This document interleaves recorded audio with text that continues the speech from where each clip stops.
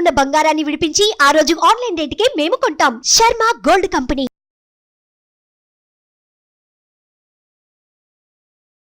నమస్కారం, welcome to Suman TV. ప్రస్తుతం మనతో పాటు ప్రముఖ జ్యోతిష్యులు బ్రహ్మశ్రీ నందివట్ల శ్రీహరి శర్మ గురువు గారు ఉన్నారు. వారితో మాట్లాడి గురు పౌర్ణమి విశిష్టత, అలాగే వివిధ సమస్యలు ఉన్న వాళ్ళు ప్రత్యేకించి ఆ రోజున ఏ దైవారాధన చేయాలి, ఎలాంటి పరిహారాలు పాటించాలి, గురుగారి మాటలో వెళ్ళి తెలుసుకుందాం.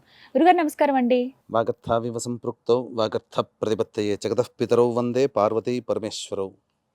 సదాశివసమారంభాం శంకరాచార్య మధ్యమాం అస్మదాచార్య పర్యంతం వందే గురు పరంపరాం. ఆదిత్యాయ చ సోమాయ మంగళాయ బుధాయ చ గురుశుక్రశనిభ్యశ్చ రాహవే కేతవే నమః. శృంగేరి జగద్గురు పీఠాధిపతులు, కంచి పీఠాధిపతులకి నమస్కారములు తెలియజేసుకుంటూ కార్యక్రమాన్ని ప్రారంభిద్దాం. గురువుగారు, తరచుగా మాట్లాడుతూ ఉన్నాము కొన్ని వీడియోస్, ప్రత్యేకించి విశేషమైన రోజులంటూ కొన్ని ఉంటాయి. అందులో ఆషాఢ శుద్ధ పౌర్ణమి ఎంతో పవిత్రమైన రోజు అని చెబుతూ ఉంటారు. తొలి ఏకాదశి తర్వాత వచ్చేటువంటి మొదటి పండగగానే మనం భావించాలి పౌర్ణమిని. అయితే ఆ రోజు యొక్క విశిష్టత, అలాగే ఆ రోజు చేయవలసినటువంటి దైవారాధన, అలాగే పరిహారాల గురించి కూడా నేను ఖచ్చితంగా అడుగుతాను. అది తదుపరి మాట్లాడదాం. ముందుగా గురు పౌర్ణమి విశిష్టత తెలియజేస్తారా? గురు పౌర్ణమి పేరులోనే ఉందమ్మా. గురువుని ఆరాధించుకొని చేసేటువంటి మహోత్సవమైనటువంటి కార్యక్రమం. అయితే గు అంటే అజ్ఞానము లేదా అంధకారము లేదా చీకటి, రు అంటే తొలగించేటువంటి వ్యక్తి అని అర్థం. కాబట్టి గురువుకి అంతటి సముచితమైనటువంటి స్థానం. తల్లిదండ్రుల తర్వాత దైవం అని అంటారు, కానీ గురువే మూడో వ్యక్తి, తల్లిదండ్రుల తర్వాత అత్యంత ప్రధానం. అందుకనే మనకు త్రిమూర్తి యొక్క స్వరూపాన్ని కూడా ఒక్క శ్లోకంలో చెప్పేసేశారు. గురు బ్రహ్మ గురు విష్ణు గురుదేవో మహేశ్వర గురు సాక్షాత్ పరం బ్రహ్మ తస్మై శ్రీ గురవే నమః. చాలు ఈ యొక్క శ్లోకముతోనే ఎంతటి గొప్పవాడో గురువు. కానీ ఈనాడు మనం గమనిస్తున్నటువంటిది ఏంటంటే, మన హిందూ సనాతన ధర్మంలో ఈ గురు అనే శబ్దానికి అర్థమే మారిపోయింది. ఇప్పుడు మానవుడిగా పుట్టి సహజంగానే మనలాగనే పుట్టి మరణించినటువంటి వ్యక్తికి ఆరాధనోత్సవాలు ఎక్కువగా చేస్తున్నారు. అటువంటి వ్యక్తి యొక్క ఆశ్రమాలకు వెళ్ళి గురుపాదుకా సేవ, గురు పూజ సేవ, బాబాల ఆశ్రమాలకు వెళ్ళడం, ఇవన్నీ చేస్తున్నారమ్మా. కానీ ఒక్కడి వీక్షించేటువంటి సుమన్ టీవీ ప్రేక్షకులు కూడా గమనించాల్సిన అంశం ఏంటంటే, మనం ఈ పని చేస్తున్నామే, ఈ యొక్క గురు పౌర్ణమి ఎంతటి పవిత్రమైనటువంటి దాన్ని మనం అపవిత్రం చేస్తున్నాం. మనకున్నటువంటి స్వేచ్ఛా భావజాలంతో మనకు నచ్చిందే కరెక్ట్ అనుకునే తత్వం ఉండడం వల్ల ఈ యొక్క భావంతో అజ్ఞానంలో కొట్టుమిట్టాడుతున్నారు. మన తాత తల్లిదండ్రులు ఎవరైనా, మనం ఇప్పుడు బాబాల్ని కొలుస్తున్నాము, ఈ ఆశ్రమాలకు వెళ్తున్నాం కదమ్మా, ఎవరైనా కానీ మన తాత ముత్తాతలు నేను పలానా బాబా దగ్గరికి వెళ్ళాను, పలానా బాబా ఆశ్రమం తీసుకున్నానని చెప్పారా? ఈ గురు పౌర్ణమి రోజున విష్ణువుని ఆరాధన చేసేవాళ్ళు విష్ణు దేవాలయంలో హయగ్రీవ స్వరూపం, ఎందుకంటే వేదాలను రక్షించాడు, జ్ఞానాన్ని ఇచ్చాడు. అలాగే ఈశ్వరుని ఆరాధన చేసేవాళ్ళు దక్షిణామూర్తి స్వరూపంగా. ఇంకా అనాదిగా చెప్పాలంటేనమ్మా, జ్ఞానానికి కారకుడు సుబ్రహ్మణ్య స్వామి. తమిళనాడులో ఈ గురు పౌర్ణమి రోజున సుబ్రహ్మణ్య స్వామికి విశేషంగా చేస్తారు. అంతేకాకుండా దత్తాత్రేయ ఆరాధన కనుమరుగైపోయింది. కాబట్టి ఇప్పుడు మనం గమనించాల్సిన అంశం ఏంటంటే, గురు పౌర్ణమి యొక్క విశిష్టత తెలుసుకునే ముందు మనకు ఈ యొక్క శబ్దము, ఈ యొక్క పండుగ వాతావరణం అనేది ఎక్కడి నుంచి ప్రారంభమైంది అని అంటే, పరాశర సత్యవతులకి జన్మించినటువంటి వారు వ్యాస భగవానుల వారు. వారు ఆషాఢ శుద్ధ పౌర్ణమి నాడు జన్మించారు. అలాగే ఈ యొక్క హిందూ సనాతన ధర్మం అంతా అంతరించిపోతున్నటువంటి సందర్భంలో దేవతలకి యజ్ఞ యాగాది క్రతువులు, హవిర్భాగాలు అందనటువంటి సమయంలో సాక్షాత్తు వ్యాస భగవానుల వారే అల్పాయుష్తో ఆదిశంకరాచార్యుల వారి యొక్క అవతారం ఎత్తాడు. అందుకే వ్యాసాయ విష్ణు రూపాయ అని చెప్పేటువంటిది విష్ణు స్వరూపం. అలాగే ఆదిశంకరాచార్యుల వారు కూడా వ్యాస భగవానుల యొక్క అంశతోనే జన్మించారని చెప్తారు. అందుకనే తనకే మళ్ళీ తన అంశతో జన్మించినటువంటి ఆదిశంకరాచార్యుల వారికి 16 సంవత్సరాలు మాత్రమే జీవితకాలం ఉంటే తిరిగి మళ్ళీ 16 సంవత్సరాలు ఆయన వరంగా ఇచ్చాడు. కాబట్టి ముఖ్యంగా చెప్పాల్సినటువంటి అంటే, ఈ యొక్క కలియుగానికి మనకు ఉన్నటువంటి జీవితంలో మన చుట్టుపక్కల జరిగేటువంటి సంఘటనలకి అన్నిటికీ కూడా కళ్ళకు కట్టినట్టు చెప్పేటువంటిది మహాభారతం. ఈర్ష్య, అసూయ, రాగద్వేషాలకి కారణం ఒక వ్యక్తి ఎలా ఉంటాడో, ఏ విధంగానైతే ఒక వ్యక్తి దుర్గుణాలతో అంతమైపోతాడో చెప్పేది మహాభారతం. ఈ మహాభారతాన్ని కూడా ప్రారంభించింది మన అనే గ్రామంలో. మీరు వెళ్ళారు కదమ్మా, చక్కగా బద్రీనాథ్లో చేశారు కదా. మన అనే గ్రామంలో కూర్చొని రచించాడు. ఆషాఢ శుద్ధ పౌర్ణమి నాడే ప్రారంభం చేశాడు. ఇక ఈ ఆషాఢ శుద్ధ పౌర్ణమికి చాలా విశిష్టత ఉందమ్మా. గురువుని బాగా ఆరాధన చేయాలి. మనం గమనించుకున్నట్లయితే తొలి ఏకాదశి మనకేమనుకుంటాము చాతుర్మాస్య దీక్ష ప్రారంభం అనుకుంటాం. ప్రారంభం. అది విష్ణు భగవాను భగవంతునిగా ఆరాధన చేసే సన్యాసులు, యతీంద్రులు, పీఠాధిపతులు చేస్తారు. వారికి. కానీ ఈశ్వరుని ఆరాధనగా చేసుకునే సన్యాసులు, పీఠాధిపతులు, మఠాధిపతులు ఆషాఢ శుద్ధ పౌర్ణమి నుంచి ప్రారంభిస్తారు, కార్తీక పౌర్ణమి వరకు చేస్తారు. అందుకనే ఈ ఆదిశంకరాచార్యులు వారు ప్రతిష్ఠించినటువంటి ఈ యొక్క ఆశ్రమాలు ఉన్నాయి కదా, మా పీఠాలు ఉన్నాయి కదా, శృంగేరి, కంచి, పూరి, బదరి, ఇలాంటి పీఠాలు, ద్వారక, 4 పీఠాలు. ఇలా వీటిలో ఈ యొక్క రోజున అశేష భక్త జనావళి పాల్గొంటారు. కానీ ఎక్కడా కూడా దాని ప్రసార మాధ్యమాలు చెప్పరు. కానీ ఇక్కడ ఏంటంటే ఎంతో గొప్ప సనాతన ధర్మమైనటువంటి వాళ్ళందరూ కూడా ఒక్కసారి గమనించండి. ధర్మము అనంటే శృంగేరి పీఠం. ధర్మానికి ఏ సంకటం వచ్చినా ప్రపంచం మొత్తం శృంగేరి వారి దగ్గరకు వచ్చి ధర్మ సంకట నివృత్తి చేస్తారు. వారు మనం ఈ రోజున గురువుగా భావించేటువంటి వాళ్ళందరూ మన దేవాలయాలను వదిలిపెట్టి ఎక్కడెక్కడికో పోతుంటారు కదమ్మా. బాబాల ఆశ్రమాలకు వెళ్ళిపోతుంటారు, అక్కడ పాద పూజలు చేసుకుంటుంటారు. మరి ఆ పీఠాధిపతులు ఎవరిని పూజిస్తున్నారో అది ధర్మం. ఆ రోజున వ్యాస భగవానుడి పూజ, ఆదిశంకరాచార్యుల వారి పూజ జరుపుతారు శృంగేరి పీఠాధిపతులు. శృంగేరే కాదు, 4 చతురామ్నాయ పీఠాధిపతులు. కాబట్టి ఈ యొక్క ఆషాఢ శుద్ధ పౌర్ణమి యొక్క విశిష్టత ఏంటంటేనమ్మా, పూర్వము బ్రహ్మవర ప్రసాదముతో గర్వముతో ఉన్నటువంటి వాడు సోమకుడు అనేటువంటి మహా రాక్షసుడు. ప్రజలందరినీ కష్టపెట్టాలి అని అంటే తెలివిగా ఉంటే దాని నుంచి బయటపడతారు. ఈ తెలివంతా ఎక్కడి నుంచి వస్తుందనంటే అన్నిటికీ మూలం వేదం. కాబట్టి వేదాలను ఎత్తికెళ్ళిపోయి కలగరు కంపలాగా కలిపేసేశాడు. అటువంటి సోమకుడి దగ్గర ఉన్నటువంటి వేదాలని మళ్ళీ విష్ణు భగవానుడు అవతారం ఎత్తి మళ్ళీ వేదాలను రక్షించిన సంఘటన మనకు తెలుసు. అటువంటి వేదాలని తిరిగి మళ్ళీ 4 వేదాలు ఎలా ఉన్నాయో అలాగా మళ్ళీ వాటిని ఒక దగ్గరికి చేర్చాడు, ఒక్కొక్క వేదాన్ని ఒక్కొక్క దగ్గరికి. ఆ రోజు ఆషాఢ శుద్ధ పౌర్ణమి. వ్యాస భగవానుల వారిని అందుకనే గురువుగా భావిస్తారమ్మా. ఎందుకనంటే మనకు వేదము విజ్ఞానం మన ధర్మానికి. కాబట్టి అటువంటి వేదాన్ని అందించినటువంటి వాడు వ్యాస భగవానుల వారు. ఈ రోజున విష్ణు పురాణము, విష్ణువుని ఇష్టపడేటువంటి వ్యక్తులు విష్ణు పురాణాన్ని దానం చేశారంటే మీకు విష్ణులోక ప్రాప్తి కలుగుతుంది. అలాగే ఈశ్వరుని ఆరాధన చేసేటువంటి వాళ్ళు శివ పురాణాన్ని ఈ రోజున దానం చేశారంటే మీకు తప్పకుండా ఈ సంబంధించినటువంటి కైవల్య ప్రాప్తి, సాక్షాత్తు కైలాస ప్రాప్తి కలుగుతుంది. కాబట్టి వీక్షించేటువంటి సుమన్ టీవీ ప్రేక్షకులు ఈ యొక్క గురు పౌర్ణమి అత్యంత శుభప్రదము. ఎందుకనంటే నవగ్రహాలలో గురువు ఒక గ్రహం. మనకు వివాహం కాలేదు అని అంటే తెలంగాణలో లగ్గబలం ఇంకా రాలేదని, ఆంధ్ర ప్రాంతంలో అయితే గురుబలం రాలేదని. కారణం ఈ గురువే. వివాహం ఆలస్యం అవుతున్నటువంటి వాళ్ళకి ఇంకా మరికొద్ది సమయంలో మీకు చెప్పబోతున్నాను పరిహారాల్లో తప్పకుండా ఆ గురుబలం పెరిగి వివాహం జరుగుతుంది. నవగ్రహాల్లో గురువు దగ్గర ఏమేమి ఉన్నాయంటేనమ్మా, ధనం పెట్టుకున్నాడు, విద్యను పెట్టుకున్నాడు, కీర్తి ప్రతిష్టలు పెట్టుకున్నాడు, సంతానాన్ని పెట్టుకున్నాడు, పనులలో అనుకూలత. ఈ 5 ఎలిమెంట్స్ నవగ్రహాల్లో గురువు దగ్గర ఉన్నాయి.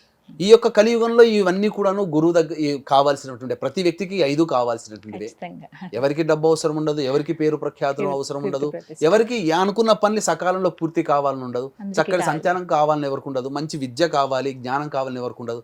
ఈ 5 గురువు దగ్గరనే. కాబట్టి అటువంటి గురువు అయినటువంటి సందర్భంగా గురు పౌర్ణమి రోజున మీరు దత్తాత్రేయుని కానీ, ఈశ్వరుని కానీ, విష్ణు భగవాను కానీ, లేదా వ్యాస భగవాను వాళ్ళు కానీ, అలాగే ఆదిశంకరాచార్యుల వారు కానీ పూజించిన వారికి తప్పకుండా గురుబలం పెరుగుతుందమ్మా. అది పూజా విధానం ఏ విధంగా చేసుకోవాలనేటువంటిది అంటే కూడా మనం పూర్తిగా తెలుసుకుందాం. అంతేకాకుండా ప్రధానంగా ఈ యొక్క గురు పౌర్ణమి రోజున ఏం చెప్పబడుతుందనంటేనమ్మా, శివ త్రినయన వ్రతం అని చెప్పి అంటారు. అంటే మనకు శివరాత్రి రోజున ఏ విధంగానైతే జాగారం చేస్తామో పూర్తిగా, ఏకాదశి రోజున విష్ణు భగవాన్ కోసం ఏ విధంగా జాగారం చేస్తామో ఈ రోజున కూడా ఈశ్వరుణ్ణి ధ్యానం చేసుకుంటూ జాగారం చేసే వ్యక్తులు ఉన్నారు. మన సాంప్రదాయం ఉంది. కాబట్టి ఇది చతుర్వర్గ చింతామణిలో మనకు కనబడుతుంది. కాబట్టి చాలా విశేషమైనటువంటిదమ్మా ఈ ఆషాఢ శుద్ధ పౌర్ణమి అనేటువంటిది. సాక్షాత్తు వ్యాస భగవానుల వారు జన్మించినటువంటి రోజు, భారతాన్ని అందించినటువంటి రోజు, వేదాలని విభజించినటువంటి రోజు, అన్నిటికంటే మించి సమస్తమైనటువంటి తన దగ్గర ఉన్నటువంటి మొత్తము ఒక శ్రీరామ తారక మంత్రాన్ని తప్ప మిగతా అన్ని విద్యలని ప్రపంచానికి ఇచ్చినటువంటి వాడు దక్షిణామూర్తి. ఈ రోజునే ఆ అవతారంలో మనకు ఈ యొక్క వేదాలని సమస్త జ్ఞానాన్ని భూలోకానికి అందించినటువంటి మహా వ్యక్తి ఆ యొక్క ఈశ్వరుడు. కాబట్టి దీన్ని దృష్టిలో పెట్టుకుని అందరూ కూడా గురు పౌర్ణమి రోజున మీ శక్తికి తగ్గట్టుగా మీ దగ్గరలోని గురువులు ఎవరై ఉంటారంటేనమ్మా, మనకు ఈ యొక్క జ్ఞానాన్ని భూమి మీద పడగానే మనకు మంచి చెడు ఏ విధంగా ఉండాలని చెప్పేటువంటి వాళ్ళు తల్లిదండ్రులు, ప్రధాన గురువులు. విద్య నేర్పిన వారు గురువు. అలాగే మంత్రాన్ని మనం జీవితంలో బాగుపడడం కోసం మనకు ఒక మార్గాన్ని చూపిన వాడు లేదా ఒక మంత్రాన్ని ఉపదేశం చేసిన వాళ్ళు కూడా గురువులే. కాబట్టి ఏ విధంగానైనా మనం జీవితంలో బాగుపడడానికి మనకు అవకాశం లభించినటువంటి సందర్భంలో బాగుపడడానికి ఉపయోగపడే వాళ్ళందరూ కూడా గురువులేనమ్మా. కాబట్టి మీ దగ్గరలో ఉన్నటువంటి విద్య నేర్పిన గురువుకి పండ్లు అలాగే వస్త్రములు ఇచ్చి వారి ఆశీర్వచనం తీసుకోండి. తప్పకుండా గురుబలం పెరుగుతుంది. అలాగే వీక్షించేటువంటి సుమన్ టీవీ ప్రేక్షకులు కూడా ఈ యొక్క గురు పౌర్ణమి సందర్భంగా శ్రీకాళహస్తి క్షేత్రంలో ఈ యొక్క సంబంధించినటువంటి విద్యార్థుల కోసం సరస్వతి దక్షిణామూర్తి హోమాలు మరియు వృషభ మిథున కర్కాటక సింహతుల వృశ్చిక మకర కుంభమీన రాశుల్లో జన్మించినటువంటి వారికి శనిదోష నివారణ హోమాలు మరియు వివాహం, ఉద్యోగం, అనారోగ్యం, దాంపత్య సమస్యల నివారణకి 18 రకాల హోమాదులు కేవలం 1500 రూపాయల రుసుముకి మీకు చేయించడం జరుగుతుంది. అలాగే సంవత్సరం పొడుగుతా ఒక్కొక్క క్షేత్రంలో జరిగేటువంటి కార్యక్రమంలో కూడా మీ గోత్రనామాలు నమోదు చేసుకోవచ్చు. అవకాశం ఉన్న వాళ్ళు కార్యక్రమం తదనంతరం కాంటాక్ట్ చేసి పూర్తి వివరాలు తెలుసుకోవచ్చు. అలాగే పరిహారాలు మరీ ముఖ్యం. ఏ దైవారాధన చేయాలి, వారి ఇష్ట దైవారాధన చేసుకోవచ్చు అని చెప్పారు గురు పౌర్ణమి రోజున. మరి ఏదైనా పరిహారం తెలియచేయండి గురువుగారు. పరిహారాలకు వచ్చేసరికి ప్రధానంగా గురు పౌర్ణమి రోజున ఇప్పుడు చెప్పబోయేటువంటి పరిహారాలు ఎవరైతే చేస్తారో వారికి మొట్టమొదలు వివాహం కోసం చెప్దామమ్మా. వివాహం కావాల్సినటువంటి వాళ్ళకి ఈ రోజున కోకిల వ్రతము అనేటువంటిది ఆచరిస్తారమ్మా. కోకిల వ్రతం తెలకపిండితో కోకిలని బొమ్మని తయారు చేయడం. తెలకపిండి దొరకదు, కనీసము ఈ యొక్క శనగపిండితో కోకిల ప్రతిమను తయారు చేసి వాటికి అలంకారం చేసి బొట్టు అన్ని పెట్టిన తర్వాత గురు అష్టోత్తరంతో ఆ కోకిల ప్రతిమకి పూజ చేయడం.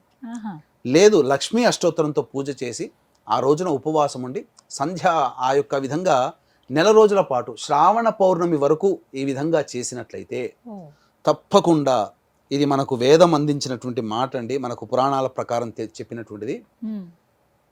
చక్కటి అమ్మాయికి చక్కటి సుగుణవంతుడైనటువంటి అబ్బాయి లభిస్తాడు. అలాగే అబ్బాయికి చక్కటి రూపవతి అయినటువంటి అమ్మాయి లభిస్తుంది. ఈ విధంగా పౌర్ణమి నాడు శ్రావణ పౌర్ణమి వరకు చేసి శ్రావణ పౌర్ణమి నాడు నదిలో కానీ సముద్రంలో కానీ బావిలో కానీ చెరువులో కానీ వాటిని నిమజ్జనం చేయాలి. ప్రతిరోజు చేయాలి. ఒక పూట చేస్తే చాలమ్మా. లక్ష్మీ అష్టోత్తరం ప్రధానంగా చేయాలి. అవకాశం ఉంటే గురు అష్టోత్తరం కూడా చేయవచ్చు. మన పూజా మందిరంలోనే పెట్టుకోవచ్చు అమ్మా. ఇంకొక పరిహారము, లక్ష్మీ ప్రాప్తి కలగాలి అనుకున్నప్పుడు, ధనము బాగా లభించాలి అనుకున్నప్పుడు ఒక శ్వేత వస్త్రమును తీసుకొని శ్వేత వస్త్రానికి నలుదిక్కుల దీపారాధనలు, నువ్వుల నూనె కానీ విప్ప నూనె కానీ వాడొచ్చమ్మా. ఆ యొక్క 4 అంచులలో 4 నిమ్మకాయలు పెట్టి మధ్యలో గురువుగా ఆదిశంకరాచార్యుల వారిని అలాగే లక్ష్మీ అమ్మవారి యొక్క చిత్రపటాన్ని పెట్టాలి. అయితే 3 కిలోల బియ్యం తీసుకోవాలమ్మా. ఎందుకంటే గురు సంఖ్య 3 కదా. 3 కిలోల బియ్యం తీసుకొని దాని మీద తమలపాకులు పెట్టి అప్పుడు గణపతి యొక్క ధ్యానం చేసి గణపతి యొక్క అనుగ్రహం తీసుకొని ఆ రోజున గురు పౌర్ణమి రోజున గురు అష్టోత్తర పూజ తర్వాత ఈ లక్ష్మీ అష్టోత్తర పూజ చేసినటువంటి వాళ్ళకి ఖచ్చితంగా అంటే లక్ష్మీ అమ్మవారి విగ్రహం కానీ రూపు కానీ కనీసం 1 రూపీ కాయిన్ అయినా కానీ పెట్టి చేయొచ్చు. ఆ అష్టోత్తర పూజ చేయొచ్చు. ఆ విధానంగా చేస్తారు. ఈ విధంగా చేస్తే వ్యాపారంలో కానీ లేదా వృత్తిలో కానీ లేదా ఇంటిలో కానీ ఏదైనా కానీ ధనపరమైనటువంటి సమస్యలు ఉంటే అవి తొలగిపోతాయేమో. ఆ ఒక్కరోజు చేస్తే చాలు. ఇక మనకు పనులలో అనుకూలత కావాలి. ఎన్నో అడ్డంకులు ఉంటాయి. ఈ పనులలో ఏ పని మొదలుపెట్టినా ఆ పనులలో అనుకూలత కావాలి అనుకున్నప్పుడు మీ ఊరిలో దగ్గరలో ఉన్నటువంటి శివాలయం ఉండాలి, లేదా విష్ణు ఆలయం అయినా పర్వాలేదు. కానీ నవగ్రహాలు ఉండేది శివాలయంలోనే కాబట్టి శివాలయము మరియు నవగ్రహాల దేవాలయము, ఇంకా అవకాశం ఉంటే రావి చెట్టు అయినా ఉండాలమ్మా. ఈ రావి చెట్టు చుట్టూ కూడా మీకు ఇష్టదైవం విష్ణువైతే నారాయణాయ నమః, అలాగే ఈశ్వరుడైతే శివాయ నమః అనుకుంటూ 27 ప్రదక్షిణలు చేసి వెంట తెచ్చుకున్నటువంటి రాగి చెంబు నీటిలోని ఆ నీటిని రావి చెట్టు మొదట్లో వేసి తరువాత ఈ యొక్క నవగ్రహాల దేవాలయానికి చేరుకోవాలి. నవగ్రహాలకు చేరుకుని నవగ్రహాల్లో తూర్పు వైపున కాకుండా ఉత్తరం వైపున చూస్తుంటాడు ఒక గ్రహం, అది బృహస్పతి గ్రహం.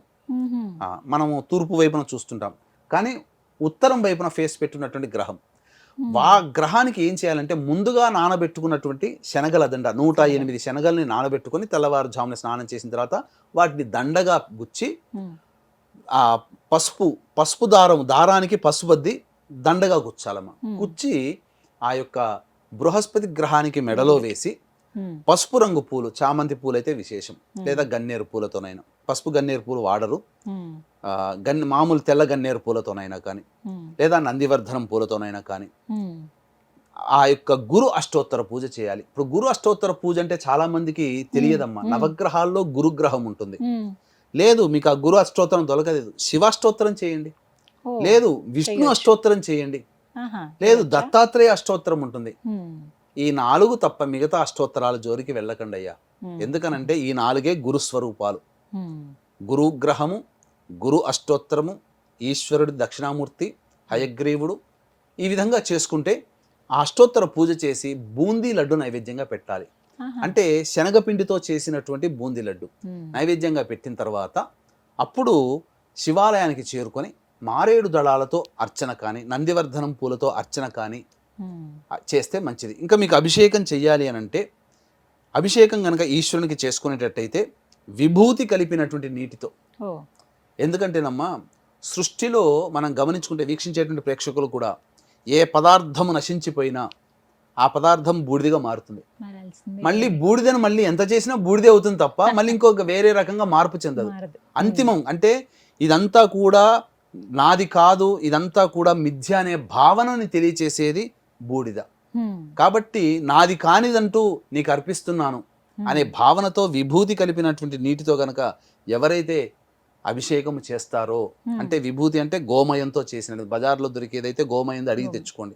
శుద్ధ పూస కూడా కలిపి చేస్తున్నారమ్మా, అది కాదు. అటువంటిది చేసినటువంటి ప్రభావం చేత ఈశ్వరుడు సంతోషం చెంది అపారమైనటువంటి ధన సంపద కానీ, మనం అనుకున్నటువంటి పనులు అడ్డంకులుంటే ఆ అడ్డంకులన్నీ కానీ తొలగిపోతాయి. తప్పకుండా వీటి ద్వారా ప్రజలకి మంచి జరుగుతుంది అని చెప్పవచ్చు. ఈ విధంగా పరిహారాలు, అలాగే ఆరోగ్య సమస్యలు కావచ్చు, రకరకాలుగా ఉంటాయి కదా గురువుగారు. అప్పుడు మరి ఆరోగ్య సమస్యలకి ప్రధానంగా, ఈ ఆరోగ్య సమస్యలకి ఈశ్వరుడికి నేతితో అభిషేకం జరిపించాలమ్మా. ముఖ్యంగా వీక్షించేటువంటి ప్రేక్షకులు చాలామంది షుగర్తో బాధపడే వాళ్ళు ఉంటారమ్మా. అంటే జాతకం ప్రకారం మనం తెలుసుకోదలిస్తే ఈ యొక్క గురు శుక్రుల యొక్క ప్రభావం వల్ల పూర్తిగా ఈ యొక్క సంబంధించినటువంటి శుక్రగ్రహం వల్ల వచ్చినటువంటి షుగర్తో వచ్చే వాళ్ళ యొక్క శరీర సౌష్ఠవం వేరుంటుంది. గురుగ్రహం వల్ల వచ్చినటువంటి షుగర్తో వచ్చిన వాళ్ళ శరీర సౌష్ఠవం వేరుంటుంది. అయితే మనకు విజ్ఞానం కూడా తెలుసుకోవాలి. మన యొక్క దేహంలో అంటే గురువు అంటే ఏంటంటేనమ్మా, సింపుల్గా చెప్పాలి అని అంటే ఉన్నదాన్ని పెంచేవాడు అని అర్థం. అందుకనే నవగ్రహాల్లో సూర్యుడు అత్యంత వెలుతురునిస్తాడు, కానీ అన్ని గ్రహాలు ఆ వెలుతురుని తీసుకుంటాయి. కానీ ఒక్క గురుగ్రహం మాత్రం తీసుకున్న వెలుతురికి మళ్ళీ 10 రెట్ల కాంతిని వెదజల్లుతుంది. అందుకనే నక్షత్ర మండలాల్లో గురుగ్రహము చక్కగా మెరుస్తూ కనిపిస్తుంది, ఇంకా ఏ గ్రహం మెరుస్తూ కనిపించదు. ఎందుకంటే కాంతివంతంగా తీసుకున్న కాంతికి 10 రెట్ల కాంతితో ప్రకటితమవుతాడు గురుగ్రహం. ఇక గురుగ్రహం వల్ల వచ్చేటువంటి వ్యాధులు రాచపుండు అంటే క్యాన్సర్. అంటే ఏమన్నాను ఇంతకుముందు చెప్పుకున్న జీవం. మీకు క్యాన్సర్ అంటే ఏదో భయపడాల్సింది కూడా లేదమ్మా. ఎందుకనంటే శరీరంలో శరీర తత్వం ప్రకారము ఈ కణాలు పుడతాయి, 2 రోజులు వాటి యొక్క సమయం, 2, 2.5, 3 రోజులు తర్వాత చనిపోతాయి. చనిపోయినప్పుడు అవి ఎలా బయటికి వస్తాయంటే, మనం ఇలా చెయ్యి రాసుకున్నప్పుడు వచ్చే మట్టి ఉంటుంది చూడమ్మా, ఆ మట్టి కణాలు. జీవించి ఉన్నటువంటి కణాలు చనిపోయినప్పుడు మరణించిన తర్వాత ఏదైనా కానీ దుర్వాసన వస్తుంది కదా. మన శరీరం నుంచి వచ్చే దుర్గంధము చెమట వాసన కణాలు చనిపోయిన ద్వారా వచ్చే దుర్వాసన ఇది. కాబట్టి పుట్టుక మరణం కణాలకు అనేటువంటి సహజం. ఈ యొక్క గురుగ్రహం ఎవరి జాతకంలోనైతే సరిగ్గా ఉండదో వాళ్ళకి ఈ కణాలు పుడుతుంటాయి కానీ చనిపోవు. మళ్ళీ శరీర ధర్మం అంటూ ఒకటి ఉంది కదా, మళ్ళీ కొత్త కణాలు పుడతాయి. ఇలా పుట్టడమే తప్ప మరణించని తెలవనటువంటి ఆ కణాలు ఒక చోట చేరిపోయి కొంతమందికి షోల్డర్స్ దగ్గర, కొంతమందికి గొంతు దగ్గర, కొంతమందికి హృదయం దగ్గర, కొంతమందికి ఇలా అనేక రకాలుగా గర్భాశయం దగ్గర పేరుకుపోతుంటుంది. ఇలా పెరిగి పెరిగి అయిపోయి క్యాన్సర్ లాగా మారుతుంది. అందుకనే మన శరీరంలో లివర్, మనం చూసుకున్నట్లయితే లివర్ 90% పాడైపోయిన 10%తో మళ్ళీ 100% పెరుగుతుంది. అందుకనే లివర్ డొనేట్ చేస్తారు. కొంత లివర్ని డొనేట్ చేసినా వాళ్ళకేం అవయవం ఏం కాదబ్బా. ఇప్పుడు చెయ్యి కట్ అయింది అనుకోండి, చెయ్యి పోతే మళ్ళీ చెయ్యి రాదు, ముక్కు కట్ అయితే ముక్కు రాదు, నాలుక కట్ అయితే మళ్ళీ నాలుక పుట్టదు. కానీ ఒక్క లివర్ మాత్రము 90% పోయినా మళ్ళీ పూర్తి 100%కి చేరుకుంటుంది. హాస్య నటుడు AVS గారు, ఆయనకి వాళ్ళ కూతురు ఇచ్చింది. చెప్పాలి అని అంటే థైరాయిడ్ సమస్య గురుగ్రహం వల్ల వస్తుంది. ఈనాడు చాలా మంది ఆడవాళ్ళకి, మగపిల్లలకి రాదు, కానీ చాలా మంది ఆడవాళ్ళకి వచ్చేటువంటి సమస్య థైరాయిడ్ సమస్య. వాళ్ళ జాతకంలో గురుగ్రహం కనుక సరిగ్గా లేకపోతే, గురు స్థితి సరిగ్గా జాతకంలో లేకపోతే థైరాయిడ్ సమస్య వస్తుంది. అన్నిటికంటే మించి ఏ పదార్థం తిన్నా కొంతమందికి అరగదు, అసిడిటీ, అల్సరు, అంటే గర్భస్థ సంబంధమైనటువంటి వాటన్నిటికీ కూడాను గురుగ్రహ దోష ప్రభావం. ఎందుకనంటే లివరే మొత్తం పూర్తిగా అబ్జర్వ్ చేసుకుంటుంది. ఆ లివర్కి అధిపతి గురుగ్రహం.